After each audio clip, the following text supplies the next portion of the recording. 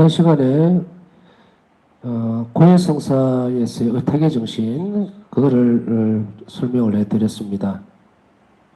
오늘 강의 들어가기 전에 한 가지 생각이 나서 말씀드리고 싶은 게 있는데, 요즘 코로나의 이 팬데믹이라고 해서 그죠? 코로나 때문에 굉장히 경제적으로나 정신적으로 여러 가지로 많은 어려움들이 있습니다. 우선 가장 큰 게 행동에 제약이 있다는 것이 참 많은 스트레스를 가져오는 것 같습니다.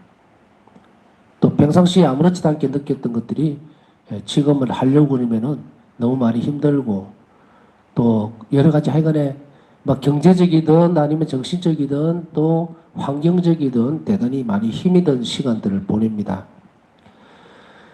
우리가 자비신심에 대해서 깊이 있게 공부하고 성체 조배하고 또 묵주기도 바치고 뭐 이런 여러 가지 활동들을 하는데, 한 가지 팁이라고 할까요? 그거보다도 한 가지 어떤 예시를 든다면, 첫째는 이거를 강조하고 싶어요. 일어나지 않는 일에 대해서는 절대로 불안해하지 마라. 일어나는 일이라는 것은 일어나야 할 일은 반드시 일어납니다. 그렇지만 그것 때문에 몇 시간 뒤에 또 하루 뒤에 이틀 뒤에 며칠 뒤에 몇 년 뒤에 그거 일어나지 않은 일에 대해서 걱정할 필요 없습니다. 그게 그리 쉽습니까? 라고 물을 수 있지만 어려우니까 해야 돼요. 일어나지도 않는 일에 대해서 괜히 걱정하고 근심하고 그 시간에 차라리 묵주기도를 한 번 더 바치는 게 낫습니다. 그렇기 때문에 제가 의탁의 학교뿐 아니고 자비신심 쭉 가르치면서 제일 강조한 것 중에 하나가, 오늘 일은 오늘 걱정으로 끝내라. 그리고 내일 일은 내일 또 바뀔 거다. 그래서 예수님께 더 많이 가까이 가고 더 많이 매달리세요. 그 시간에. 그래서 항상 염두에 둘 것은, 일어나지 않는 일에 대해서는 지레 겁을 먹거나 지레 걱정할 필요가 없다. 오히려 그 시간에 주님의 손길이 더 가까이 오기를 기대하고 모든 일들은 바뀌게 돼 있어요. 정말 우리가 의탁의 정신으로 주님께만 더 많이 의탁의 태도를 보인다면은, 그래서 그것을 걱정하지 않는 것도 의탁의 태도의 일부분입니다. 그 다음에 두 번째로는, 여러 가지 근심이나 생각이 많을 때는요, 저 같은 경우는 하루 종일 그냥 묵조 잡고 있습니다. 다른 생각 멍하니 있는 그런 시간 없어요. 묵주기도 5단 바치고 나면 그때부터는 막 일사천리로 하루 종일 그냥 매달리세요. 자비기도로. 속이 타는 사람은 물을 먹을 때 벌컥벌컥 들이키죠. 먹고 나면 속이 또 타니까 또 마시죠.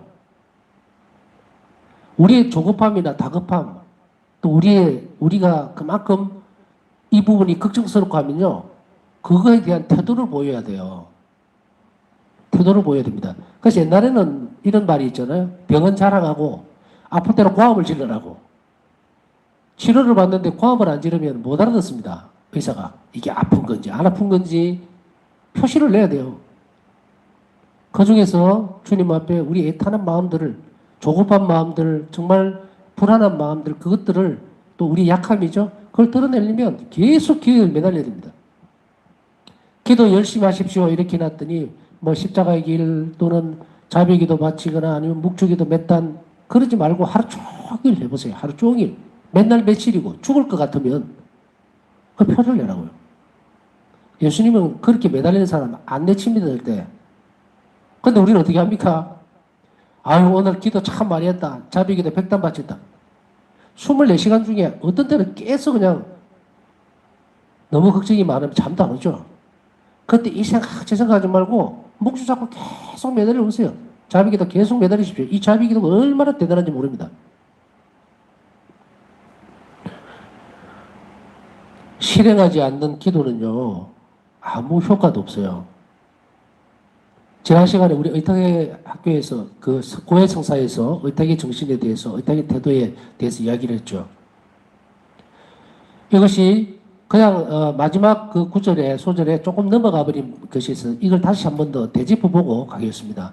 왜냐하면 고해성사 안에서는 의탁의 정신 없이는 성사 은총을 못 받는 게 아니에요. 완전하게 못 받는다고 얘기를 했습니다. 예수님께서는 우리가 의탁의 정신없이는 이 성사의 은총을 완전하게 받을 수 없다는 것도 가르치신다. 의탁은 하느님의 선물을 받기 위한 조건이다. 성사를 사효직이라고 그랬죠. 사람에 따라서 되는 게 아니라 사효, 일 그대로 실행되는 그 자체만으로, 거행되는 그 자체만으로 효과가 있다고 그랬죠. 그런데 이것이 완전해진다는 것은 뭐예요? 죄 용서뿐 아니고 그 죄에서 일어나고 또 삶을 바꿀 수 있는, 그리고 우리에게 더 예수님께서 예비해 놓았던 그 은총을 더 받기 위해서는 이것을 뭐라고 얘기했냐면, 은총을 완전하게 받기 위해서 그것은 의탁의 태도가 있느냐 없느냐에 따라서 엄청난 차이가 벌어진다는 것을 잊지 말아야 됩니다. 그래서 평상시에 우리가 의탁의 태도를 키워나가고 하는 것을 끊임없이 연습해야만 이것이 자연스럽게 어떻게 됩니까? 성사에 참여할 때에 드러나는 거예요. 우리 올림픽도 보면 열심히 훈련한 사람이 좋은 성적을 갖게 되어 있습니다. 그렇기 때문에 이 의탁의 태도는 평상시에 이런 삶에서 끊임없이 드러낼 필요가 있다는 것을 우리는 한 번 더 생각하면서 넘어가야 됩니다.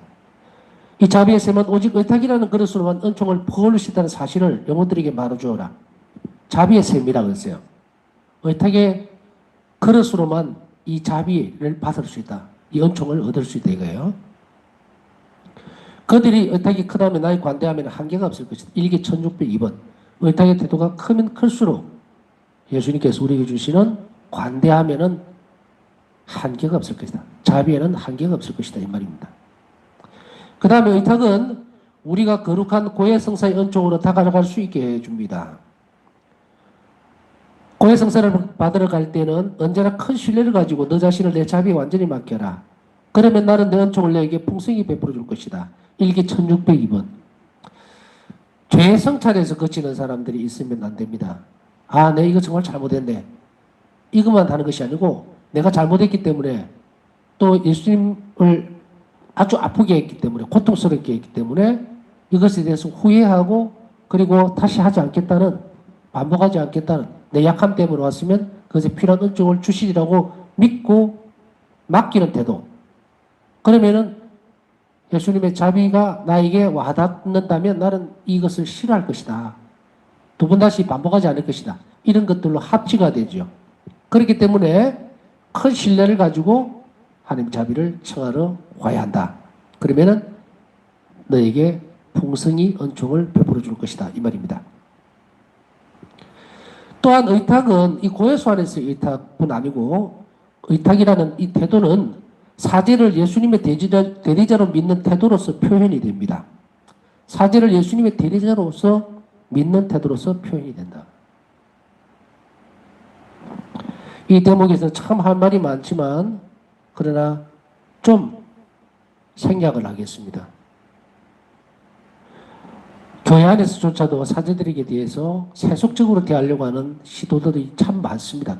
시도라고 하면은 꼭 의도한 건 아니에요. 그런데 밖에 묻은 먼지를 털고 들어와야 되는데 그것을 그대로 묻히고 들어오면서 이렇게 하는 행위들을 많이 봅니다. 때때로 하나 예를 들면은 뭐 제가 번호신고할 때 실제 경험한 부분들이죠. 너무 친숙하다 보니까 이게 동네 아저씨나 오빠야 같이 생각되는 모양이에요. 그래서 말을 하다가 툭툭 친다든지, 예? 그거는 그냥 버르장머리 없다는 말로는 표현할 수 없는 부분인데 어쩌겠어요. 뭐라면 또 삐져서 가버릴 것 같으니까 꼭 참고는 넘어가는데, 바로 이런 부분들은 스스로도 조심해야 됩니다. 서로가 서로를 지켜줘야 돼요. 그렇기 때문에 이 부분들은 무엇이 빠져서 그렇습니까? 오늘 여기에서 확실하게 드러나죠. 의탁의 태도가 없는 사람은 사제들을 예수님의 대리자로서 바라보지 않는다. 이해가시죠? 무슨 말인가? 쉽게 일반인들하고 같이, 그거보다는 약간 어려운. 그래서 때때로 어떤 때는 사람들이 그런 이야기를 합니다. 아유, 신부님은 대하기가 너무 어려워서. 어려운 거 당연합니다. 당연해요. 그래서 가까이 가지를 못하겠고, 아니에요. 세상 속에서 살아가는 친분 관계와 사제와 신자들의 친분 관계는 달라야 합니다. 지켜야 할 것은 확실하게 지키고 정확하게 바라보고, 그게 뭐로 표현된다 그러세요? 의탁은 예수님의 대리자로 사제를 믿는 태도로서 표현된다. 이렇게 믿지 않고 이런 태도가 없는 사람은 무슨 뜻입니까? 의탁하지 않는 사람이다 이 말이에요. 확실하게 뒤집어 놓으니까 이야기가 나오죠. 네가 고해소에 갈 때 내가 친히 그곳에서 너를 기다리고 있다는 사실을 알아라. 나는 비록 사제의 모습 안에 숨어 있지만 내가 친히 네 영혼 안에서 활동한다. 일기 1602번. 사제의 모습 안에 있다라고 예수님은 분명히 다시 말씀하고 계시죠. 그렇다면 우리는 무엇을 봐야 합니까? 사제의 거룩함, 그 사제 안에서 활동하시는 예수님을 보는 것, 믿는 것, 신뢰하는 것, 의탁의 태도를 가진 사람만이 이 일을 합니다. 우리가 이러니 저러니 나는 예수님 저는 당신께 의탁합니다. 그리고 실생활이나 또 환경적인 요인 뭐 여러 가지 것들에서 그렇게 취급하고 그렇게 산다면 너무 엄청난 일이 벌어지겠죠. 개인의 영적 손실은 말도 못할 겁니다.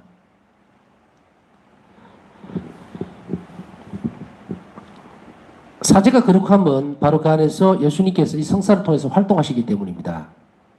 물론 사제 스스로도 거룩해지려고 애를 써야 되고 또 그런 모습을 보여야 합니다만은 일반적인 친숙함보다 거룩함 안에서의 친숙함도 우리는 얼마든지 기대할 수 있어요. 서로에게 대해서 주어져 있는 것에 대해서 그렇지 못하면 그 가르침은 힘도 없어질 뿐더러 그냥 아무것도 아닌 진리가 아닌 다른 모습으로 땅바닥에 전부 다 떨어져 버립니다. 여러분들은 그렇지 않으리라고 봅니다.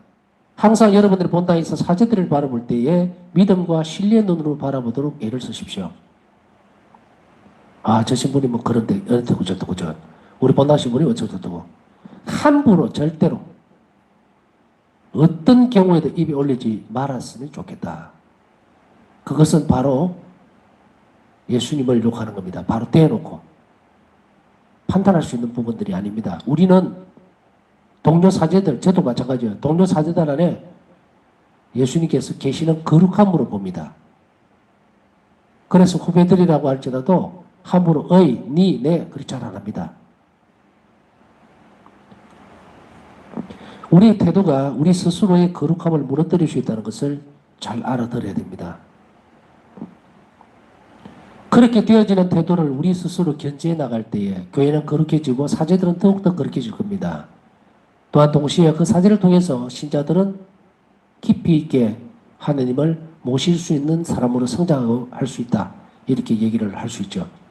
의탁의 태도는 바로 사제들, 고해소 안에서 이 사제들의 모습 속에서도 분명히 드러나오기 때문에 혹시라도 잘못된 생각으로 고해 성사를 멀리하거나 또 성체 성사에 또 혹은 본당 사목자들에게 조금 잘못된 인식을 갖고 있다면 이것을 오늘 고쳐나갈 필요도 있겠습니다.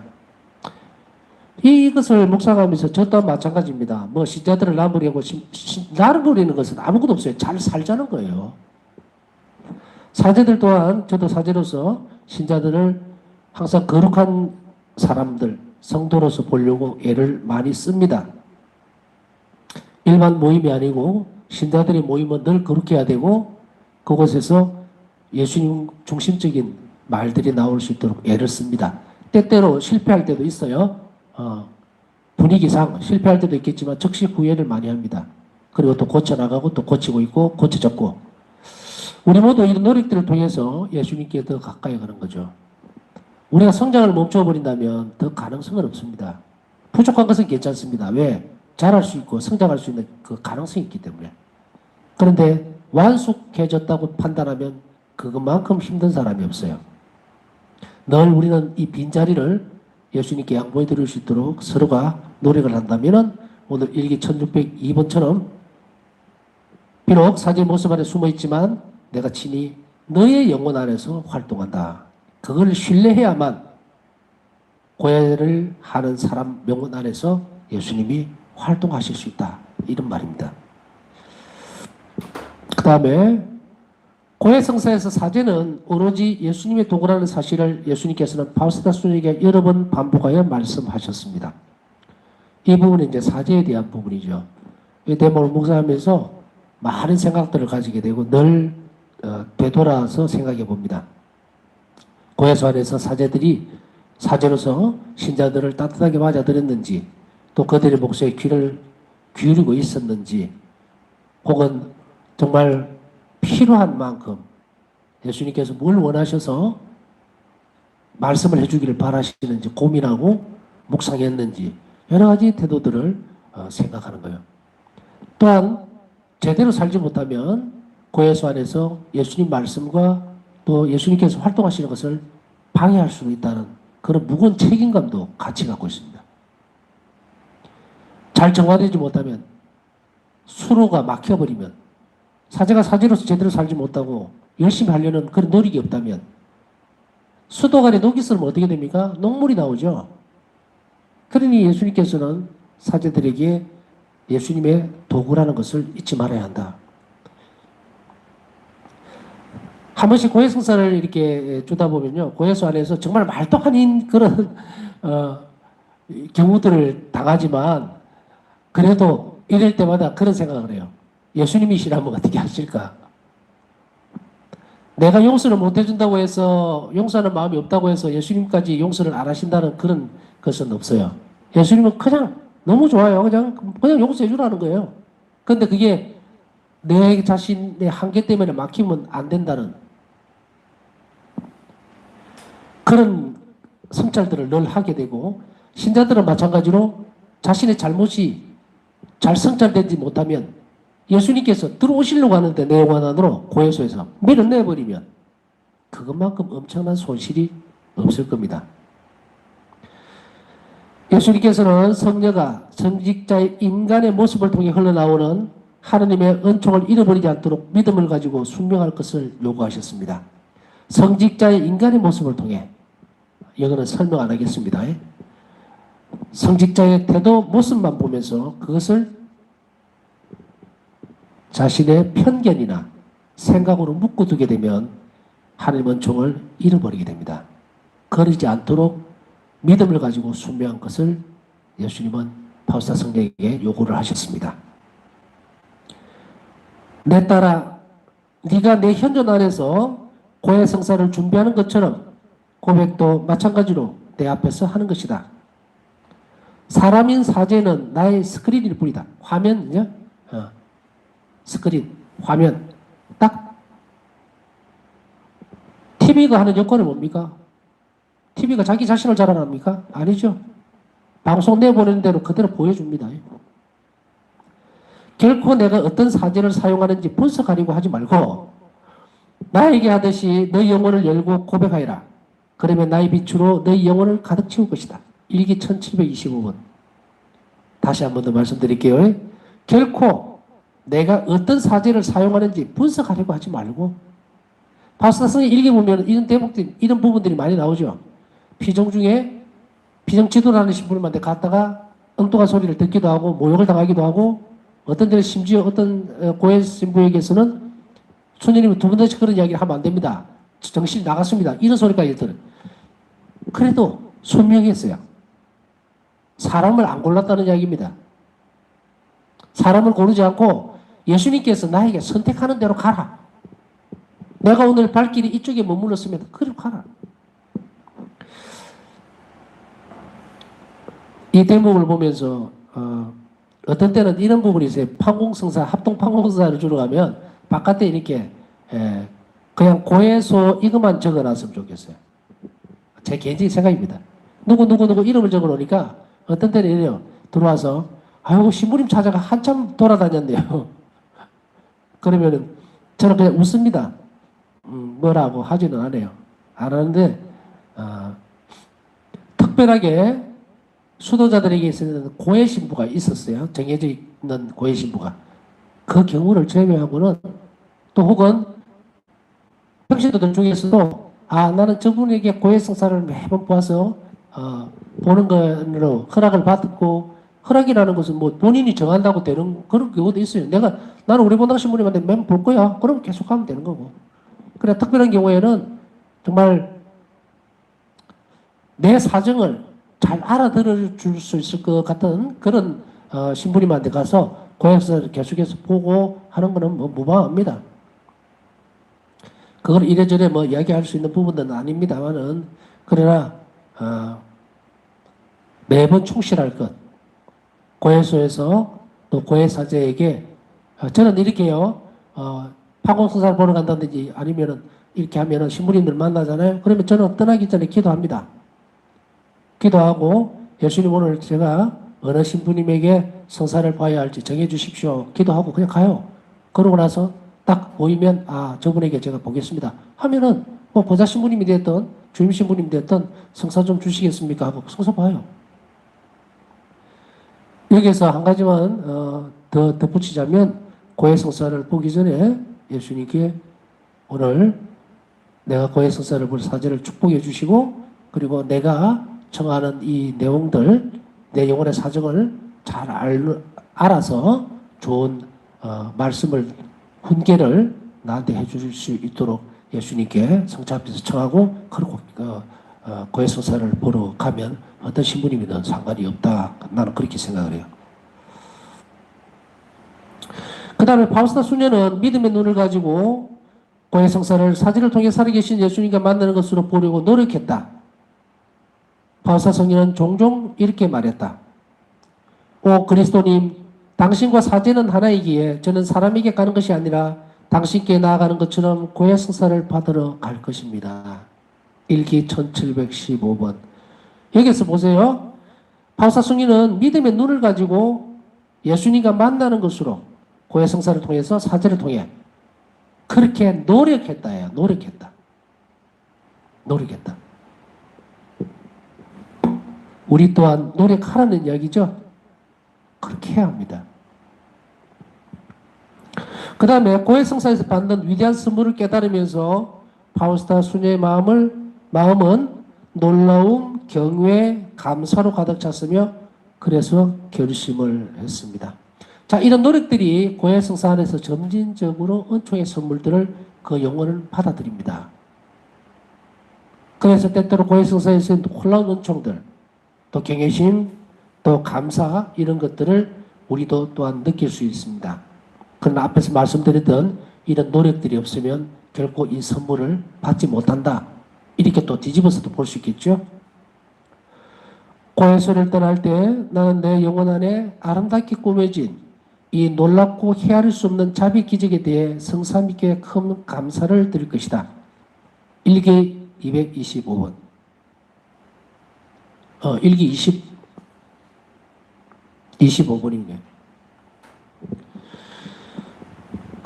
파우스타 성녀는 감사를 드렸습니다. 오 주님, 거룩한 고해 성사에 대해 크나큰 자비에 마르지 않는 셈이요 죄로 얼룩진 영혼들이 깨끗해지는 이 은총의 원천에 대해 당신께 감사드립니다. 일기 1286번. 내 영혼 안에 아름답게 꾸며진 죄로 인해서 얼룩진 것을 깨끗하게 되고 영혼이 망가져 있다 그랬죠? 그것이 다시 회복되고 온전하게 되는 이 놀라운 기적들, 이것을 우리가 알지 못하면 새로운 희망을 안고 밖으로 나오지를 못합니다. 고해 성사의 놀라운 기적들, 내가 지금 오늘 이제 고해 성사를 보러 가기 전과 가기 후는요, 인생이 달라져 있어요. 그거 하셔야 돼요. 내가 너무도 슬프고 너무도 이 각박한 세상에서 너무너무 힘들고 여러 가지 상황이 복잡하고 고통스럽고, 그래서 주님께 고백하고 나면 큰 선물을 가지고 나오죠. 그러면 세상은 이제 바뀌어 있어요. 바뀌었다는 확신을 가지고 내가 새로운 삶을 살려고 결심을 해야만 바뀝니다. 이게 진짜로 바뀌는 거예요. 그런데 우리는 어떻게 합니까? 그렇게 하는 사람도 있겠지만 그러지 못하니까 삶이 변화가 없어요. 변화가 없어요. 그래서 항상 이렇게 주눅이 들어있고 항상 뭔가 완전 빛이 없는 어둠을 걸어가듯이 고해서 들어갈 때나 나올 때나 왜 그럴까? 이제 이유를 아셨어요? 이것을 해야 합니다. 고해 성사에서 오는 은총은 얼마나 큰지, 우리 삶을 송두리째 바꿔 놓을 수 있다는 것, 그것도 확신과 믿음이 눈으로 봐야만 합니다. 고해성사는 영혼 안에서 하느님과의 우정을 새롭게 해주고 그분과 가장 완전한 결합, 즉 성체성사에서의 결합을 가능하게 해줍니다. 자, 고해성사의 놀라운 신비는 뭡니까?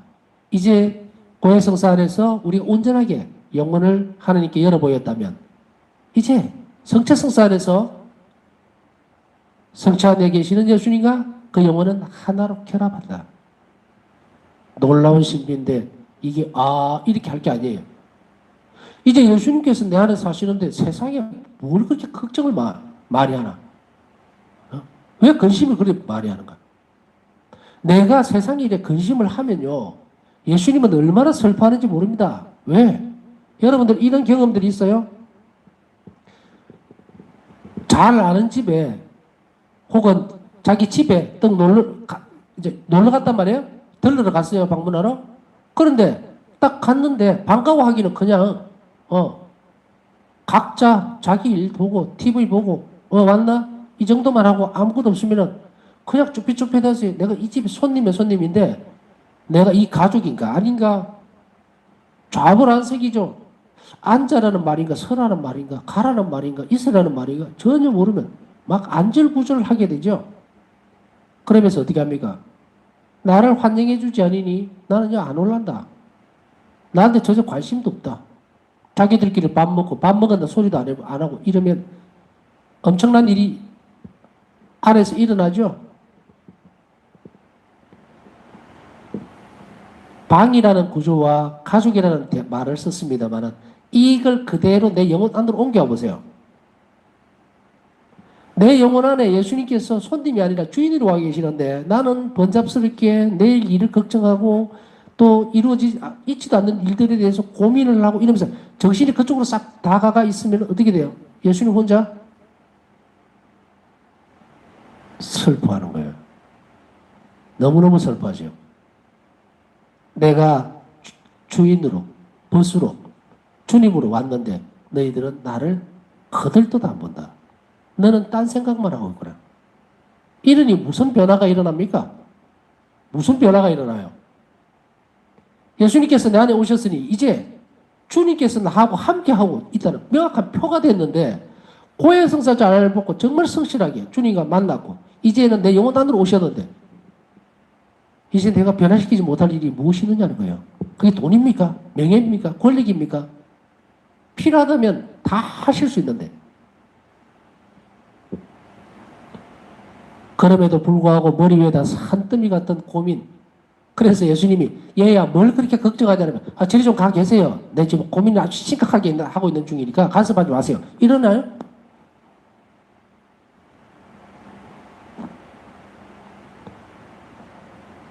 이렇게 말씀드렸지만 사실은 그러고 있거든요.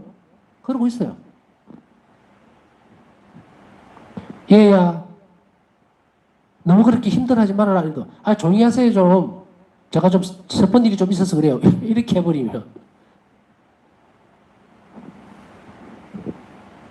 정말 심각한 문제입니다.